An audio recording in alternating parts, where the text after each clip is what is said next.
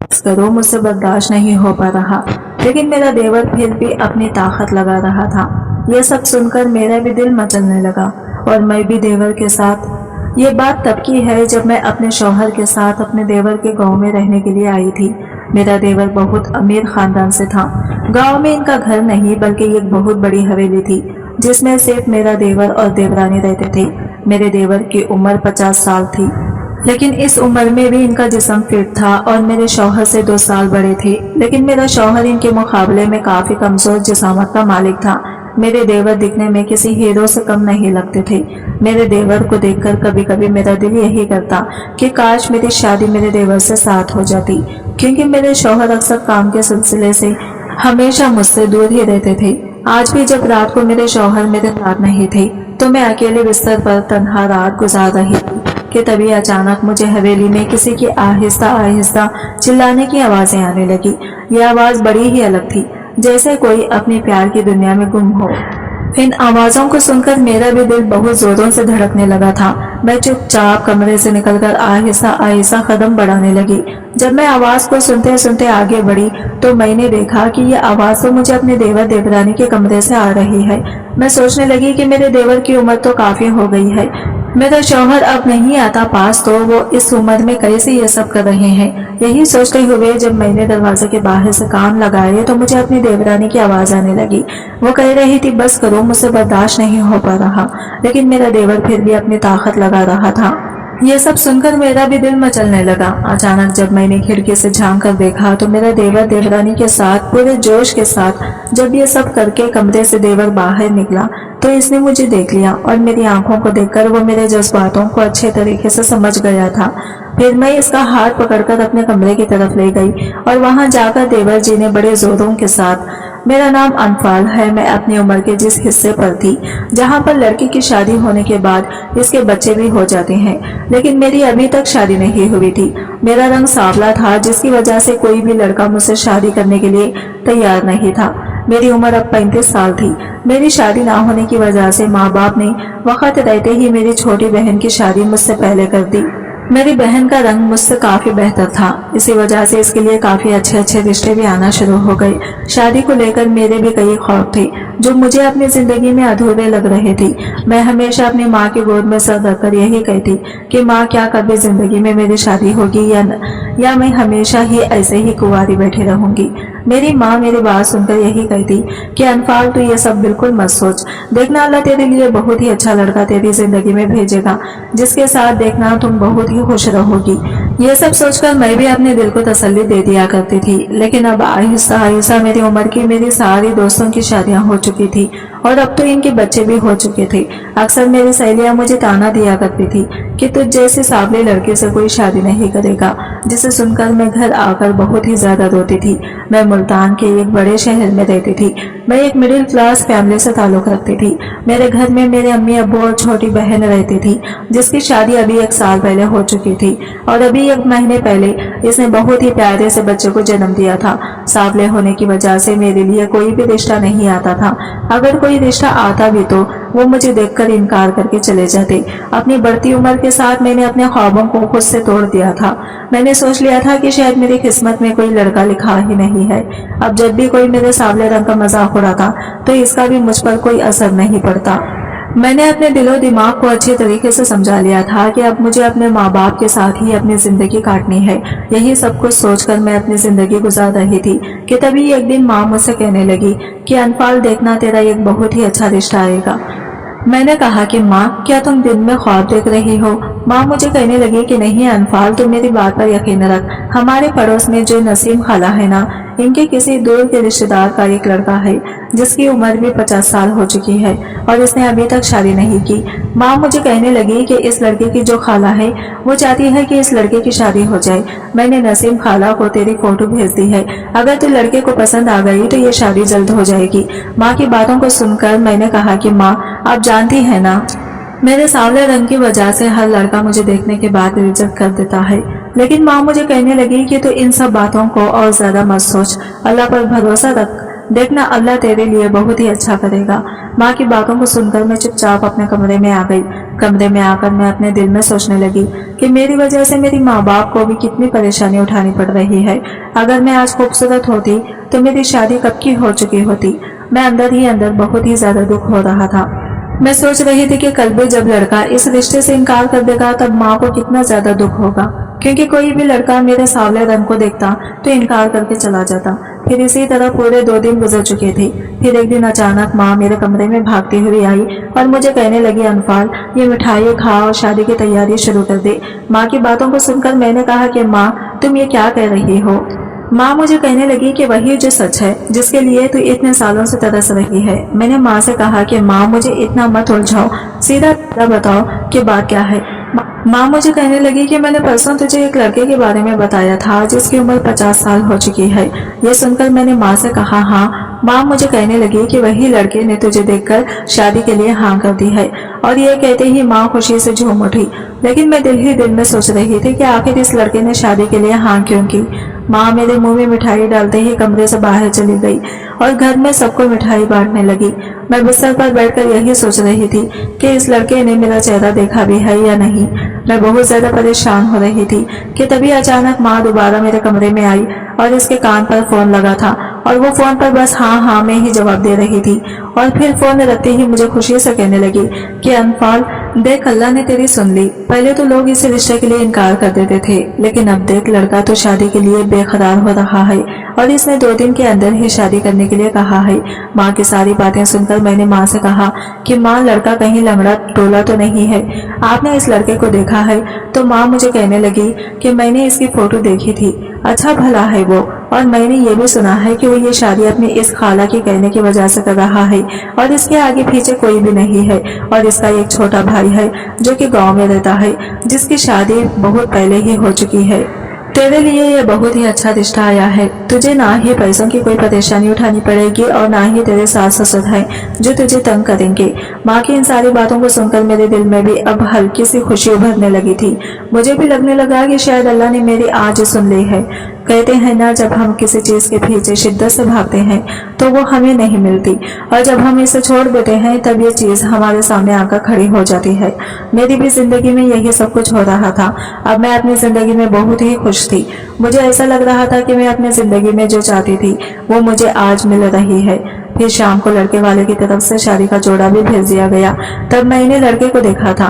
वो लड़का तो दिखने में मुझे फिट नजर आ रहा था, बस इसकी उम्र मुझसे बहुत ज्यादा थी। वैसे देखा जाए तो उम्र तो मेरी भी काफी बढ़ गई थी। इस लड़के ने मुझसे ज्यादा बातचीत तो नहीं की, लेकिन इसके साथ इसकी खाला थी। वो मुझे देख के बहुत ही खुश हो रही थी। वो मेरी नजर भी उतार रही थी। लड़के का नाम आरिफ था। इसकी खाला बताने लगी कि आरिफ खानदानी कारोबारी है जिसमें वो हमेशा बहुत ही ज्यादा मसरूफ रहता है। इसके माँ बाप की मौत बचपन में ही हो चुकी थी। मेरे अलावा इसको कोई देखने वाला भी नहीं है। कामकाज में वो इतना ज्यादा गुम हो चुका है कि इसने अपनी जिंदगी पर भी बिल्कुल ध्यान नहीं दिया। इसी वजह से इसकी उम्र इतनी बढ़ गई है।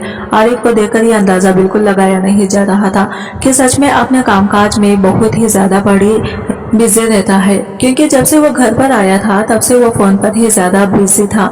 इसने तो मुझसे भी ज्यादा बातचीत नहीं की, लेकिन हम दोनों का नंबर एक्सचेंज हो गया था। फिर मेरी फैमिली और आरिफ की खाला ने शादी का दिन फिक्स कर दिया गया और अगले ही 4 दिन के बाद ये शादी की तारीख रखी गई। ये शादी बड़ी ही धूमधाम से की गई थी। मेरे घर में तो पूरी खुशी का माहौल बना हुआ था। मेरी बहन, मेरे माँ बाप सब लोग बहुत ही ज्यादा खुश थे। शादी को लेकर मैंने बहुत से ख्वाब सजाए थे, आज वो मेरे पूरे होने वाले थे। सहेली ने भी मुझसे सुहागरात की मोहब्बत के बारे में अच्छे से बता दिया था।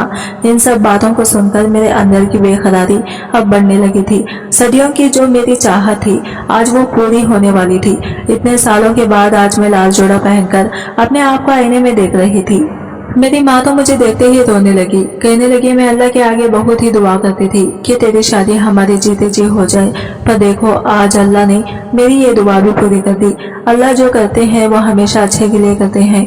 मैंने माँ की आंखों से आंसू पहुंचे और हम दोनों माँ बेटी गले लगकर खूब रोने लगी थी।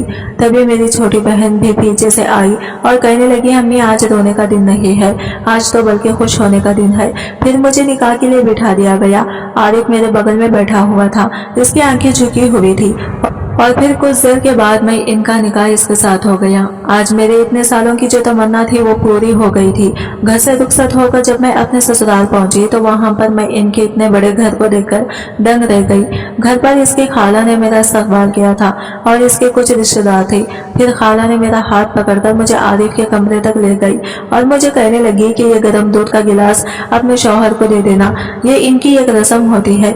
मैं इनकी खाला की बात सुनकर थोड़ा सा शर्मा गई थी और फिर गिलास को पकड़कर कमरे के अंदर दाखिल हो गई। कमरे के अंदर जब गई तो मैंने आरिफ को बड़ी बड़ी तस्वीरें दीवार में टंगी देखी जिसमें वो बेहद हैंडसम लग रहा था।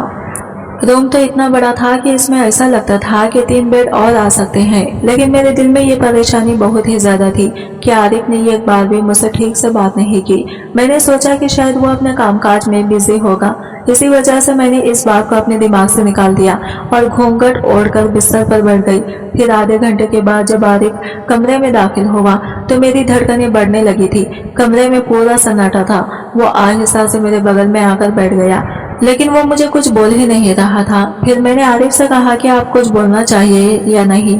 आरिफ मेरी बात सुनकर कहने लगा कि तुम बोलो। मैंने कहा कि अच्छा, तो आप ये बताओ कि आप मुझे पसंद करते हो या फिर आपने ये शादी सिर्फ अपने खाला के कहने की वजह से की है। आरिफ कहने लगा, ये रिश्ता वैसे खाला ने तय किया था, लेकिन मुझे तुम पसंद आई तभी मैंने इस रिश्ते के लिए हाँ की थी। ये सुनकर मेरे चेहरे पर एक मुस्कुराहट आई। फिर मैंने कहा कि मैं तो सांवली हूँ और आपको कोई भी लड़की शादी के लिए मिल सकती थी, लेकिन आपने मुझसे ना मेरी बातों को सुनकर थोड़ी देर के लिए वो चुप रहा और फिर कहने लगा, देखो मैं मानता हूँ कि मुझे कोई भी लड़की मिल सकती है, लेकिन जिस लड़की की मैं ख्वाहिश रखता था वो मुझे आज तक नहीं मिली। जब खाला ने मुझे तुम्हारी फोटो दिखाई तो मुझे तुम एक ही नजर में पसंद आ गई और मैंने इस रिश्ते के लिए हाँ कर दी। इसके आगे मैं कुछ बोलने ही वाली थी कि तभी आरिफ ने मेरे मुंह पर हाथ रख दिया और कहने लगा कि क्या तुम मुझे नहीं पसंद करती, क्यों तुम इतने सवाल कर रही हो। ये सुनते ही मैं चुप हो गई और फिर आरिफ ने लाइट बंद करते ही आहिस्ता आहिस्ता वो सब किया जिसकी तमन्ना मुझे कई सालों से थी, जिसकी ख्वाहिश के लिए मैं हमेशा तड़पती थी कि मेरा शौहर मुझे बेपनाह मोहब्बत करे। आज वो रात थी जब आरिफ मुझ पर खूब प्यार लुटाने वाले थे। आरिफ ने रात भर मुझसे बहुत ही बेपनाह मोहब्बत की। फिर सुबह जब मेरी आंख खुली तो मैं फ्रेश होकर किचन में नाश्ता बनाने के लिए चली गई। नाश्ता तैयार करके जब मैंने डाइनिंग टेबल पर रखा तो खाला मुझे देखकर कहने लगी, काश अगर आज आरिफ की माँ होती तो बहुत ही खुश होती। फिर कुछ देर बाद आरिफ भी नाश्ता करने के लिए टेबल पर आकर बैठ गया। मैंने बहुत मजेदार खीर बनाई थी, जिस खीर को खाते ही सब लोग मेरी तारीफें करने लगे। फिर खाला मुझे कहने लगी कि आज मुंह दिखाई की रस्म की गई है और तुम्हारे लिए मैंने एक बहुत ही खूबसूरत सूट लिया है जिसे आज तुम्हें पहनना है। इनकी माँ तो नहीं थी, लेकिन वो पूरा माँ का फर्ज निभा रही थी, जिसे देखकर मैं बहुत ही खुश थी। फिर कुछ देर बाद मुंह दिखाई की रस्म की गई। मुंह दिखाई की रस्म में भी सबने मेरी तारीफ की, किसी ने मेरे सांवलेपन का जिक्र नहीं किया था, जिससे मैं बहुत ही ज्यादा खुश थी। फिर जब मैं इस रस्म को खत्म करके जब वापस कमरे में आई तो मैंने आरिफ से एक बात पूछी कि क्या आपको मेरे सांवले रंग से कोई मसला तो नहीं। वो मुझे कहने लगा कि तुम कल रात को भी ये सारी बातें पूछ रही थी और अब फिर तुम शुरू हो गई हो। मैंने तुम्हें पहले भी कहा कि मुझे तुम पसंद आई हो। रही बात सांवले चेहरे की, तो इंसान का चेहरा नहीं बल्कि सीरत देखी जाती है। और ये कहते ही आरिफ मुझे अपने गले लगा लिया और फिर कमरे को बंद करते ही मुझ पर प्यार लुटाने लगा। मेरी जिंदगी ऐसे ही हंसते खेलते गुजर रही थी। मैं अपनी जिंदगी में बहुत खुश थी। मैं अल्लाह का हमेशा शुक्र अदा करती थी। मैं यही सोचती थी कि जो होता है अच्छे के लिए होता है। अम्मी अब्बू का कभी जब फोन आता तो वो आरिफ के बारे में पूछते और मैं इनसे यही कहती कि आरिफ मेरा बहुत ख्याल रखता है, आपको मेरी फिक्र करने की बिल्कुल भी जरूरत नहीं। माँ मेरी बातें सुनकर कहने लगी कि देखा अनफार, मैं तुझे कहती थी ना, अल्लाह देखना तेरे लिए अच्छा ही करेगा और आज तो अपनी जिंदगी में बहुत खुश है। मैं दुआ करूंगी कि तेरी खुशियों को कभी किसी की नजर न लगे। अब मेरी शादी को पूरे 7 महीने ही गुजरे थे कि तभी अचानक आरिफ आकर मुझे कहने लगे अपने कारोबार के सिलसिले में मुझे वापस अपने गाँव जाना पड़ेगा। ये सुनते ही मैं थोड़ा उदास हो गई थी। कहा कि मैं आपके बगैर अकेली यहाँ पर कैसे रहूंगी। तभी आरिफ मुझे कहने लगे, अरे पगली तुम परेशान क्यों होती हो, तुम भी मेरे साथ ही चलोगी। ये सुनते ही मेरे चेहरे पर मुस्कुराहट आ गई और फिर मैंने हम दोनों का ब्याह पैक कर लिया। फिर अगली सुबह मुझे आरिफ अपने साथ गांव में ले गए। फिर पूरे 3 घंटे के सफर के बाद जब मैं आरिफ के घर के बाहर खड़ी हुई तो मैं इसे देखकर चौंक गई। बल्कि वो घर नहीं था, एक हवेली थी जो काफी सदियों पहले बनाई गई थी। मैं कुछ देर खड़ी होकर इस हवेली को ही देख रही थी कि तभी आरिफ मुझे कहने लगा कि तुम बाहर खड़ी इस हवेली को देखती रहोगी या फिर मेरे साथ घर के अंदर भी चलोगी। फिर मैंने फौरन आरिफ का हाथ पकड़ा और हम हवेली के अंदर दाखिल हो गए। अंदर जाते ही मेरी एक देवरानी मुझे मिली। आरिफ मुझे कहने लगा ये मेरी भाभी है। आरिफ की देवरानी का रवैया मेरे साथ बहुत ही अच्छा था। फिर कुछ मिनट के बाद ही मुझे पीछे से एक आदमी की आवाज आई। जब मैंने मुड़कर देखा तो मुझे ये पता चला कि वो मेरा देवर था। मेरे शौहर आरिफ अपने भाई के गले लगे तो मेरे देवर मेरे शौहर को कहने लगे कि आरिफ तुमने हमें पहले क्यों नहीं बताया, हम तेरे आने का इस्तकबाल करते। जिसे सुनते ही आरिफ कहने लगा कि अरे भाई मैं किसी काम से यहाँ पर आया हूँ और अब सारी बात आप मुझे दरवाजे पर ही पूछ लेंगे क्या। ये कहते ही मेरे देवर ने हंसते हुए कहा अरे नहीं नहीं, अच्छा तो चल, अब हम बाद में इस बारे में बात करेंगे और बता कैसा है। फिर मेरे शौहर ने मेरे देवर से मेरी मुलाकात करवाई। देवर को देखने से तो ऐसा लग रहा था कि वो तो अभी सिर्फ 40 की उम्र का है। वो दिखने में हैंडसम लग रहा था। मेरी देवरानी की उम्र काफी ज्यादा मुझे लगी थी, लेकिन मैंने इस बारे में और ज्यादा नहीं सोचा। आरिफ की हवेली देखकर मैं बहुत ज्यादा खुश थी। इस हवेली में बहुत सारे रूम बने हुए थे जिसे देखकर लगता था कि यह हवेली बहुत ही पुरानी बनी हुई है। मैंने जब देवरानी से इस बारे में पूछा तो वो मुझे कहने लगी कि यह हवेली मेरे सास ससुर के बड़ों ने बनाई थी। सुना था इसमें बहुत ही बड़ी फैमिली रहती थी, लेकिन आहिस्ता आहिस्ता सारी फैमिली अलग हो गई। कुछ अल्लाह को प्यारे हो गए। अब सिर्फ मैं और मेरे शौहर ही इसमें रहते हैं। मैं अपनी देवरानी के साथ बातें कर रही थी कि तभी पीछे से 3 बच्चे माँ कहते हुए भागते हुए मेरी देवरानी के गले लग गए। दरअसल मेरे शौहर की शादी बाद में हुई थी और देवर की शादी पहले ही हो चुकी थी। खैर फिर मेरी देवरानी ने मेरी मुलाकात इनसे करवाई। फिर काफी घंटे गपशप के बाद मेरी देवरानी ने मुझे मेरा कमरा दिखाया। ये कमरा आरिफ के घर से भी काफी ज्यादा बड़ा था। देवरों पर हर चीज पुरानी रिवाज की बनी हुई थी। इन सभी को मैं देख रही थी कि तभी अचानक आहिस्ता से किसी ने मेरे मुंह पर हाथ रख दिया। मैंने अपने आप को छुड़ाने की बहुत कोशिश की। जब मैंने मुड़कर देखा तो सामने मेरे शौहर खड़ा था। वो मुझे देखकर जोरों से बनने लगे, कहने लगे क्या हुआ, तुम डर गई। मैंने कहा कि ऐसा भला कोई करता है क्या। अगर कोई सच में मेरे साथ इस तरीके की हरकत करता। मेरी बात सुनते ही मेरे शौहर कहने लगे इस तरीके की हरकत करने का कोई सोच भी नहीं सकता और यहाँ पर तो सब अपने हैं। मैंने कहा कि नौकर चाकर भी तो हो सकते हैं ना। तो वो कहने लगे कि यहाँ पर नौकर भी बहुत पुराने लगे हुए हैं, बाहर का यहाँ कोई भी नहीं आता। ये सुनकर मैं चुप हो गई और फिर मेरे शौहर ने फिर से मुझ पर मोहब्बत लुटाना शुरू कर दी। रात को हम सभी ने मिलकर डिनर किया और डिनर करके जब हम कमरे में आए तो मैं अपने शौहर से इनकी फैमिली के बारे में पूछने लगी। हम दोनों को आपस में बातें करते काफी देर हो चुकी थी और फिर हम दोनों गहरी नींद में सो गए। लेकिन फिर रात को अचानक ही मुझे कमरे में किसी की चिल्लाने की आवाज आने लगी। ये आवाज बहुत ही आहिस्ता आहिस्ता से आ रही थी। मैं डर के मारी उठी। मैंने जब अपने शौहर को उठाने की कोशिश की तो वो बहुत ही गहरी नींद में सो रहे थे। इसी वजह से मैंने इन्हें दोबारा जगाने की कोशिश नहीं की। कुछ देर बाद ये आवाज आहिस्ता आहिस्ता बंद हो गई। मुझे अब डर भी लगने लगा था कि कहीं इस हवेली में कोई आत्मा तो नहीं है।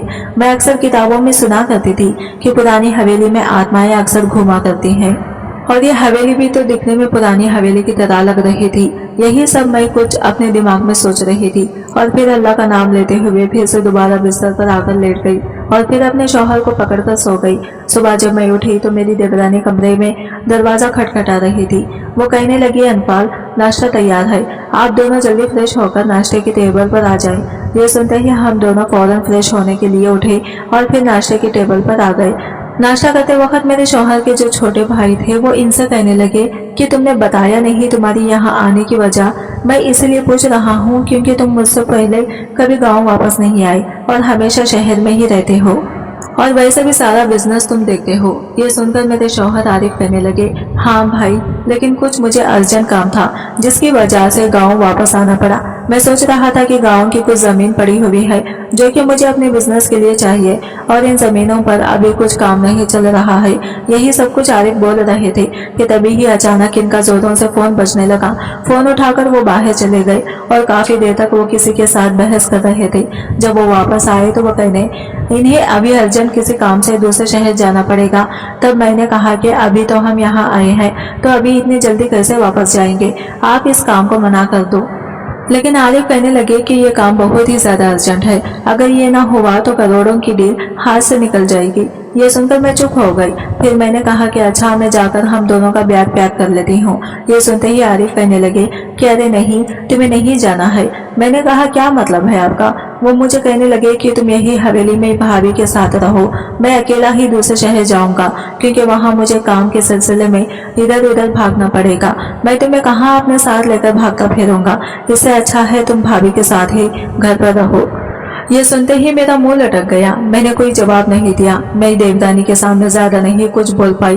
फिर जब हम दोनों मियाँ बीवी कमरे में आए तब मैंने अपने शौहर पर बहुत गुस्सा किया। मैंने कहा आप मुझे अपने साथ लेकर आए हैं तो मुझे अपने साथ लेकर भी जाएं। तो मेरे शौहर कहने लगे अभी इन्हें 2 हफ्ते के लिए दूसरे शहर जाना है और वापस वो फिर दोबारा हवेली आ जाएंगे और यहाँ पर कुछ दिन रहने के बाद वापस घर चले जाएंगे। तुम फिक्र मत करो। मैंने कहा कि मैं आपके बिना अकेली कैसे रहूंगी।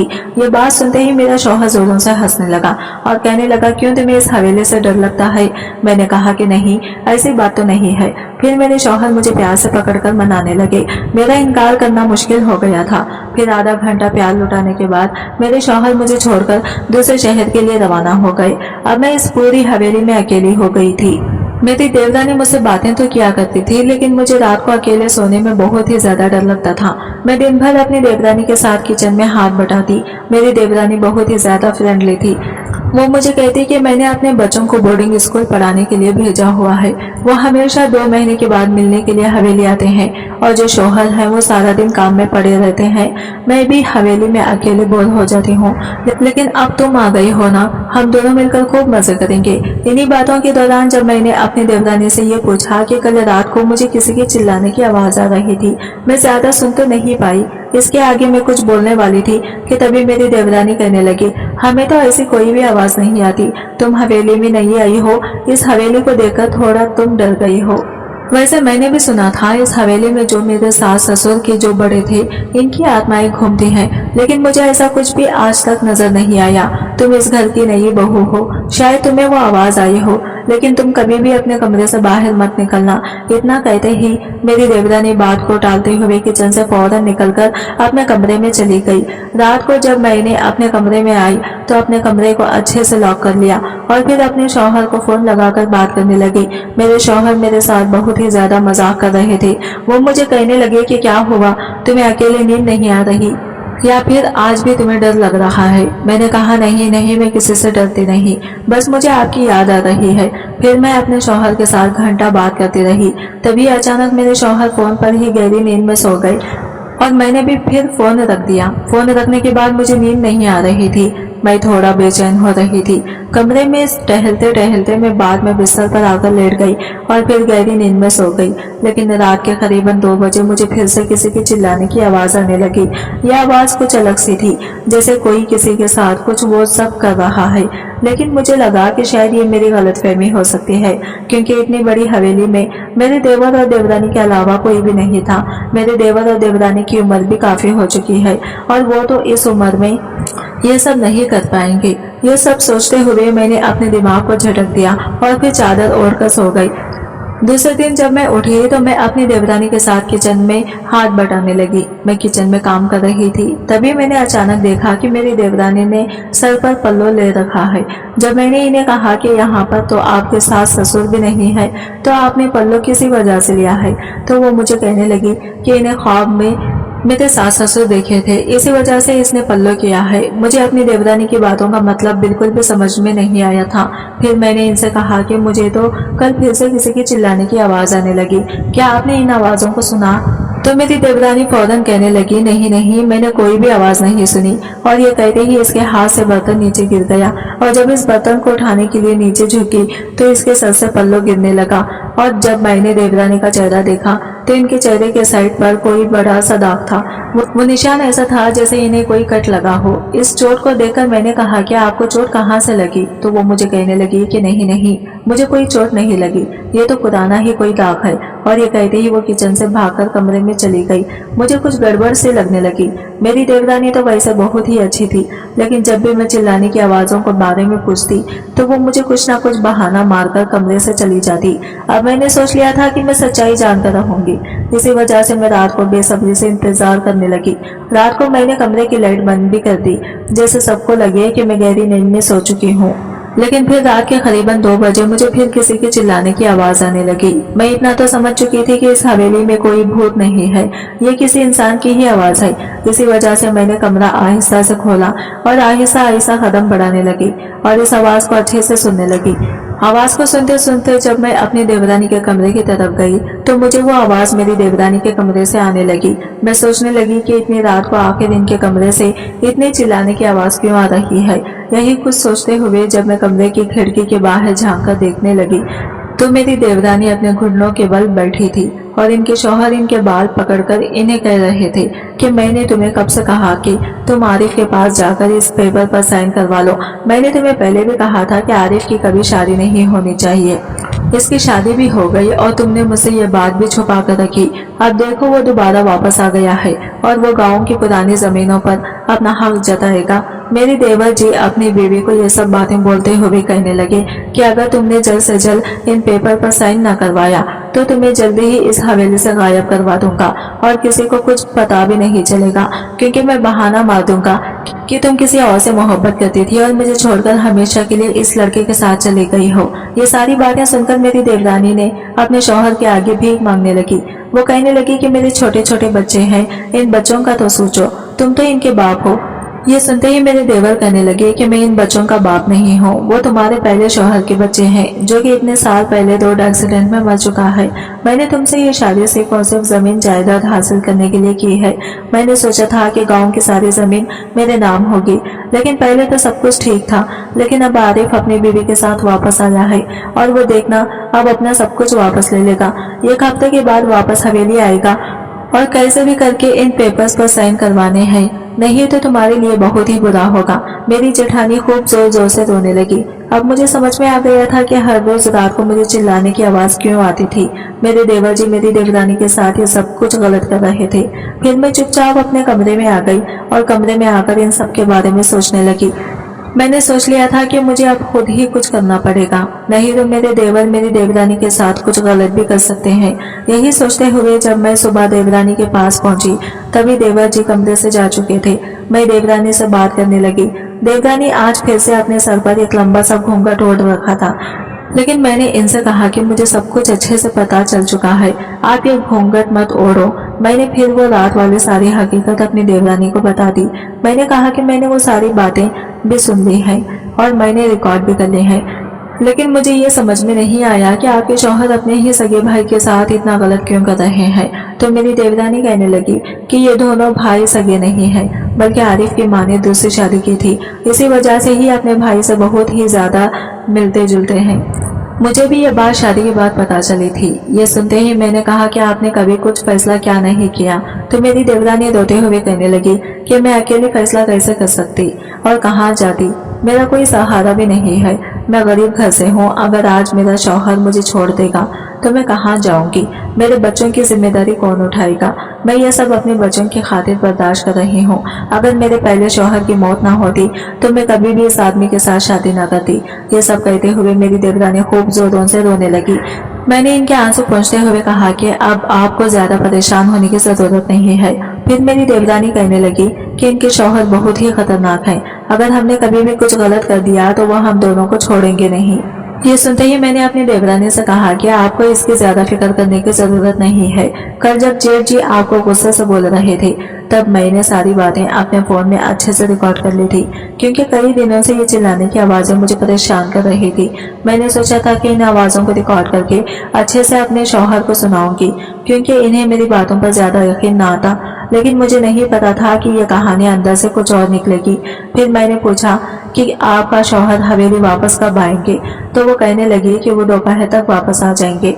मैंने फिर प्लान बनाया मैंने वो सारी वीडियो और देवरानी के सारे चोटों के निशान पुलिस के फोन करके सेंड कर दिए और सारी खबर इनको सुना दी। मेरे देवर जी वापस हवेली आए तो पुलिस ने इन्हें गिरफ्तार कर लिया।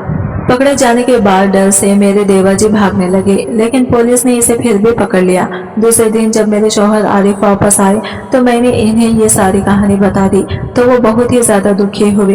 वो मुझे कहने लगे कि मुझे पता था कि मेरा भाई सौतेला है और वो गांव की जमीन हासिल करने के लिए कुछ भी कर सकता है, लेकिन मुझे ये नहीं पता था कि वो इतना गलत करेगा।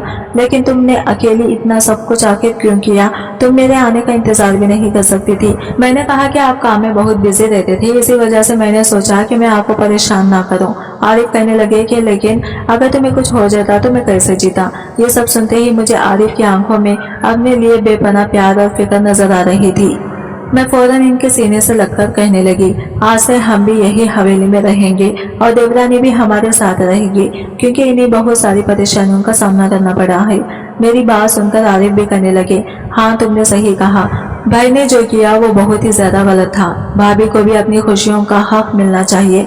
फिर इसी तरह हम सभी आपस में मिलकर रहने लगे और अब 1 साल गुजर जाने के बाद मुझे एक प्यारे से बेटा भी हुआ है, जिसका नाम हमने सुभान रखा है। अब मैं अपनी जिंदगी में बहुत खुश हूँ।